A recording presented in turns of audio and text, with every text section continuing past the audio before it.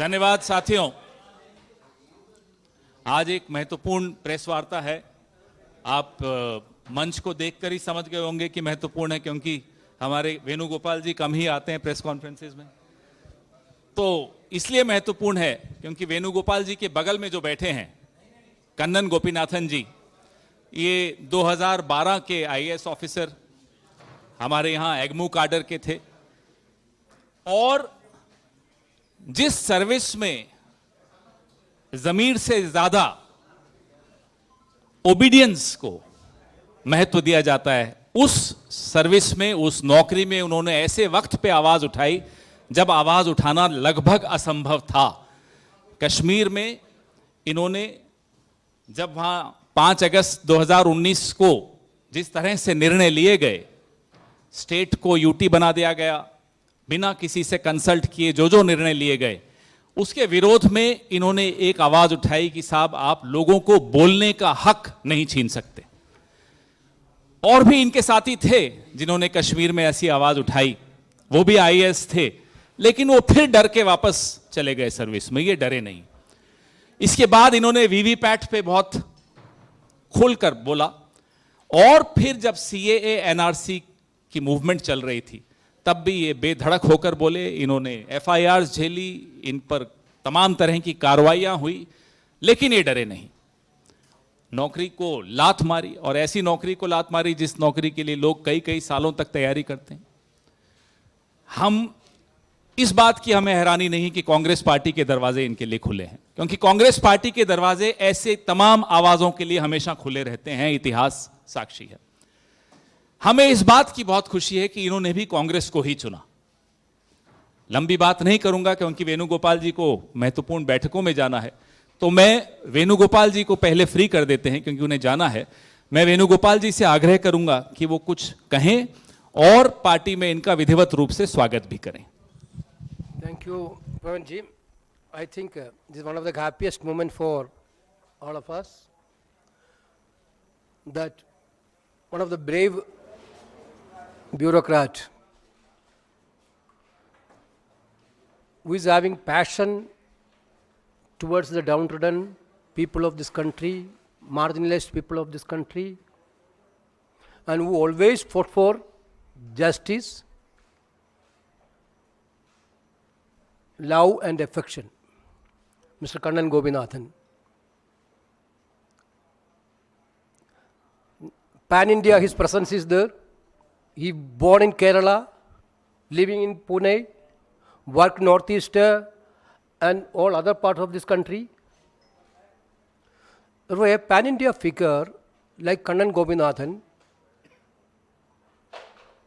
is joining in the Congress party, is giving a clear-cut message that Congress party is the only party who is fighting for the justice for this country, and the ideology of the Congress is very clear. That's why Kannan Gopinathan is also opting Indian National Congress for his party.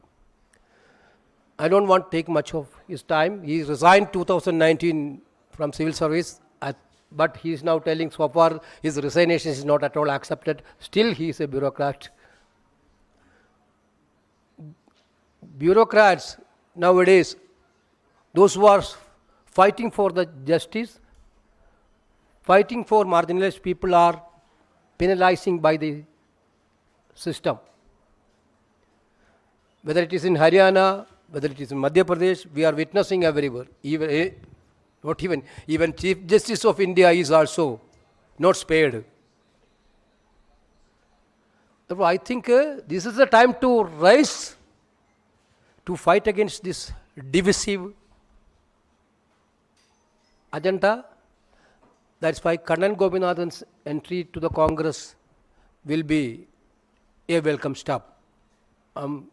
He already met Honorable Congress President Mallikarjuna Kharge ji, and he also met Leader of Opposition Rahul Gandhi ji. Both of them are told him to join Congress, and he is now joining into Congress. Wholeheartedly, we are welcoming Kannan Gopinathan to the Congress party. Thank you.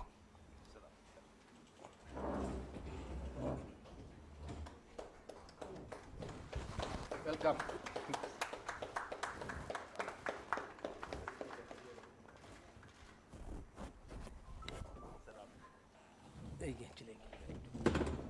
Okay, thank you. I have a meeting.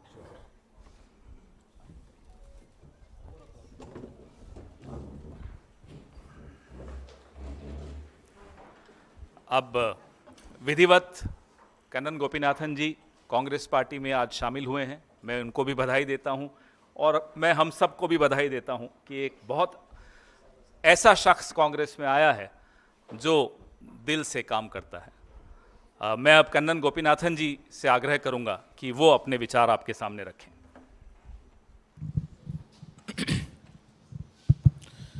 सबसे पहले सबको धन्यवाद यहाँ पे आने के लिए। और कांग्रेस पार्टी ज्वाइन करने का जो निर्णय था वो 19 में रिज़ाइन किया। उस वक्त एक चीज़ क्लियर था कि देश में जो सरकार जिस दिशा में देश को लेके जाना चाहता है वो सही दिशा नहीं है, वो गलत है। वो गलत क्या है वो क्लियर था और गलत के खिलाफ लड़ना है ये भी क्लियर था। पर ऑल्टरनेटिव क्या है वो उस जर्नी तक पहुंचने में मुझे खुद भी क्लैरिटी की ज़रूरत थी। तो कई सारे 80-90 ज़िलों में घूमे, ट्रैवल किए, लोगों से बात किया, कई सारे लीडर्स से मिले। तब ये क्लियर हुआ कि जिस दिशा में देश को मैं चाहता हूं कि चले वो कांग्रेस पार्टी लेके जा सकती है और कांग्रेस की आइडियोलॉजी उसमें आगे लेके जा सकते हैं। सपना क्या है? जहां पे हर नागरिक अपना उनको अधिकार मिले, अपना सपना देख पाए, वो सपना पूरा करने का कोशिश कर पाए, उसमें सरकार उनका मदद करे और अगर नहीं करे तो उसी सरकार से सवाल पूछने का उनका हक हो। सिर्फ सपना देखना एक नागरिक वो नहीं है। अगर सपना पूरा करने में सरकार क्यों नहीं उनकी मदद करते हैं, वो उसके सवाल पूछना भी जो एक नागरिक का अधिकार है। जो 2014 से मैंने जो नोटिस किया वो एक चीज थी कि हम बहुत मुश्किल से प्रजा से नागरिक बने थे। कई सारे राजा पहले भी थे। प्रजा से हम नागरिक बने क्यों? क्योंकि प्रजा सवाल नहीं पूछ सकते थे। सवाल पूछे तो तुरंत राष्ट्रद्रोही या राज्य के खिलाफ बोलने वाले ऐसे माने जाते थे। तो पहली बार हम बहुत मुश्किल से सवाल पूछने लग रहे थे। जैसे आरटीआई हो, जितने अधिकार सरकार ने नागरिकों को दिया उसके तहत वो सवाल पूछने लगे थे कि तुरंत आके बोल दिया कि आप सवाल मत पूछो, हम आपको कुछ देंगे, आप चुपचाप रहिए, उसको रिसीव करिए। उसके अलावा अगर कुछ पूछेंगे, सरकार की आलोचना करेंगे तो उसको हम देश की आलोचना के तुलन कर लेंगे और अगर सरकार से सवाल पूछेंगे तो आपको देशद्रोही माना जाएगा। ये बात से मैं बिल्कुल सहमत नहीं था। देखिए, जिनको लगता है कि सरकार सही काम कर रहे हैं वो उसकी पूर्ण सम्मति दे, वो देश प्रेमी हो सकता है। जिनको लगता है कि जो सरकार कर रहे हैं वो देश हित में नहीं है और गलत रास्ते पे लेके जा रहे, तो उसको सवाल पूछने वाले, क्योंकि वो बहुत सारे कॉस्ट पे, अपने पर्सनल कॉस्ट पे वो सवाल उठाते हैं, वो भी देश प्रेमी है। मैं एक ही तबके के लोगों को देशद्रोही मानता हूं, जिनको पता है ये बात कि देश सही दिशा में नहीं जा रहे, पर अपनी फायदा के लिए या लालच या ग्रीड या सर्वाइवल के लिए ये निर्णय ले चुका है कि हाँ हम चुप रहेंगे क्योंकि चुप रहना ही इस वक्त बेहतर है। तो जो मैं उस तरीके का देशद्रोही नहीं बनना चाहता था। मुझे ये था कि मुझे जो अपनी बात रखना है, सवाल उठाना है, वापस हमें प्रजा नहीं बनना है, हमें नागरिक रहना है। तो उसी में जब जितना ज़्यादा बात किया वो ये सारी जो थॉट्स है वो कांग्रेस की आइडियोलॉजी ही है, ना कि सिर्फ हिस्ट्री है, वो प्रेजेंस है। और इसीलिए जितना मैं उसके मतलब पार्टी के साथ मिलकर काम कर सकता हूँ और जितना मजबूत कर सकता हूँ अपनी कार्य से, वो सेवा से वो करने के लिए मैं तैयार हूँ।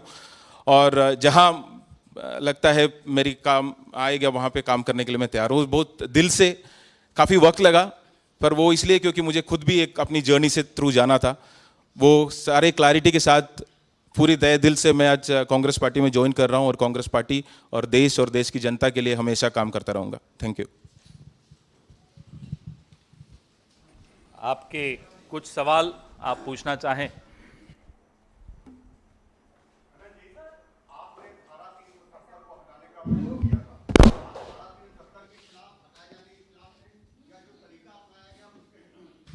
नहीं, मैं उस वक्त भी इस बात को क्लियर रखा था कि 370 हटाना है नहीं हटाना है वो एक सरकार का निर्णय हो सकता है, पर उसके बाद अगर एक पूरा प्रदेश को आप ये निर्णय करते हैं कि हम उसको बंद कर देंगे, जिस तरीके से वहां के सारे लीडर्स को, एमपी को, मान लीजिए ये बात दिल्ली में होता है कि जितनी जर्नलिस्ट है, जितनी एमपी है, जितने एक सीएम है, उन सबको जेल डाल दिया जाए, यहाँ की ट्रांसपोर्टेशन बंद किया जाए, यहाँ की टेलीफोन बंद किया जाए, यहाँ की इंटरनेट बंद किया जाए, तो क्या वो सही है?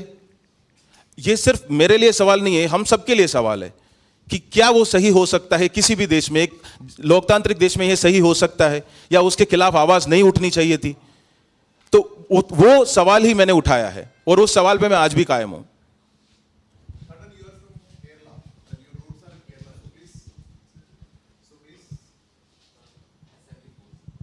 So please tell something in Malayalam for your audience in Malayalam. ഏതായിരിക്കും നിങ്ങളുടെ പ്ലാറ്റ്ഫോം? ഏതായിരിക്കും? നാഷണൽ തലത്തിലായിരിക്കുമോ കേരളത്തിലായിരിക്കുമോ അങ്ങനെ എന്തെങ്കിലും തീരുമാനിച്ചിട്ടുണ്ടോ? ഓക്കെ, ഞാൻ കേരളത്തിലാണ് പഠിച്ചു വന്നത് 12 വരെ. പക്ഷെ അത് കഴിഞ്ഞിട്ട് ജാർഖണ്ഡിലാണ് എഞ്ചിനീയറിംഗ് ചെയ്തത്. ജാർഖണ്ഡ് BIT മെസ്ര അവിടുന്ന് എഞ്ചിനീയറിംഗ് ചെയ്തു. പിന്നെ അത് കഴിഞ്ഞ് വർക്ക് ചെയ്തത് നോയിഡയിലാണ്. നോയിഡയിൽ വർക്ക് ചെയ്ത് കഴിഞ്ഞ് കല്യാണം കഴിച്ചിരിക്കുന്നത് ഹരിയാനയിൽ നിന്നാണ്. മത്ലബ് ഹരിയാന. അത് കഴിഞ്ഞ് ജോലി ചെയ്തത് മിസോറമിലാണ്, ഡൽഹിയിലും മിസോറമിലുമാണ്, നോർത്ത് ഈസ്റ്റിലും. പിന്നെ അത് കഴിഞ്ഞ് വർക്ക് ചെയ്തത് സിൽവാസ, ഗുജറാത്ത് ആ ഏരിയയിലാണ്. അവിടെ നിന്നാണ് രാജിവെച്ചിരിക്കുന്നത്. ഇപ്പോൾ താമസിക്കുന്നത് മഹാരാഷ്ട്രയിലാണ്. എന്തുകൊണ്ടാണ് കോൺഗ്രസ് സെലക്ട് ചെയ്തത്? എന്തുകൊണ്ടാണ് കോൺഗ്രസ് സെലക്ട് ചെയ്തത്? വളരെ ഇത് പൗരന്മാരുടെ പാർട്ടി ആയതുകൊണ്ടാണ്. അതായത് പ്രജയിൽ നിന്നും പൗരനിലേക്ക് എന്നുള്ളൊരു യാത്ര ഇന്ത്യയെ ആരംഭിച്ചത് സ്വാതന്ത്ര്യത്തിന് ശേഷം, ആ സ്വാതന്ത്ര്യ സമരത്തിന് അനുബന്ധിച്ചിട്ടാണ്. അത് കഴിഞ്ഞിട്ട് ആ പൗരൻ, പ്രജയിൽ നിന്നും പൗരനിലേക്ക് എന്നുള്ളതിൽ മാറി വീണ്ടും സർക്കാർ തരുന്നത് മേടിച്ച് ശബ്ദമില്ലാതെ ആൾക്കാരാവുക എന്ന് മാറി തിരിച്ച് വീണ്ടും പ്രജകളാക്കി മാറുന്ന ഒരു യാത്രയിലോട്ട് നമ്മൾ തുടങ്ങിയിട്ടുണ്ട്. ആ തിരിച്ചുള്ള യാത്ര എത്രയും പെട്ടെന്ന് നമ്മൾ നിർത്തുകയും തിരിച്ച് പൗരന്മാരാകാനുള്ള യാത്രയിലെ ഏറ്റവും ഉചിതമായ പാർട്ടി കോൺഗ്രസ് പാർട്ടിയാണെന്നുള്ള ഉച്ചബോധ്യമുള്ളതുകൊണ്ടാണ് കോൺഗ്രസ് പാർട്ടിയിൽ ജോയിൻ ചെയ്യുന്നത്. ഈ പ്രവർത്തന മേഖല കേരളമായിരിക്കുമോ അതോ ദേശീയ തലത്തിൽ മൊത്തത്തിലായിരിക്കുമോ? ഇല്ല, അത് പാർട്ടി തീരുമാനിക്കുന്നതനുസരിച്ചിരിക്കും. പ്രത്യേകിച്ച് നിയമസഭാ തെരഞ്ഞെടുപ്പ് കേരളത്തിൽ വരാൻ പോകുന്ന സമയമാണ്. അതെ, പക്ഷേ പാർട്ടി തീരുമാനിച്ചനുസരിച്ചിരിക്കും. കാര്യം ഞാൻ ഇന്ന് ജോയിൻ ചെയ്തേ ഉള്ളൂ. അതുകൊണ്ട് എന്താണ് റോൾ, എനിക്കുള്ള റോൾ എന്നുള്ള കാര്യം എനിക്ക് ക്ലാരിറ്റി ഇല്ല. ഐ ജസ്റ്റ് टेल कि जैसे मैं केरला से हूँ पर पढ़ाई किया झारखंड में और नोएडा में काम किया. उसके बाद वहाँ पे कहीं NGO में, जुग्गी में, एक मोटरोला सेमीकंडक्टर कंपनी में काम किया. शादी किया हरियाणा से और उसके बाद मिज़ोरम में काम किया 3 साल, मिज़ो सीखे.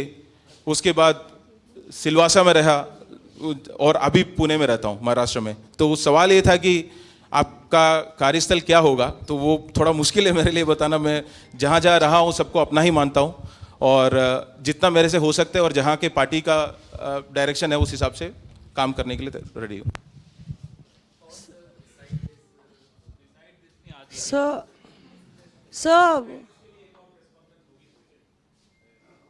सर वो अदालत में फैसला है उस पे, लालू यादव और We have another press conference in a few hours. Then we can take up other questions then. Let's just focus on something as important as this. और है इस पर आपसे? Thank you.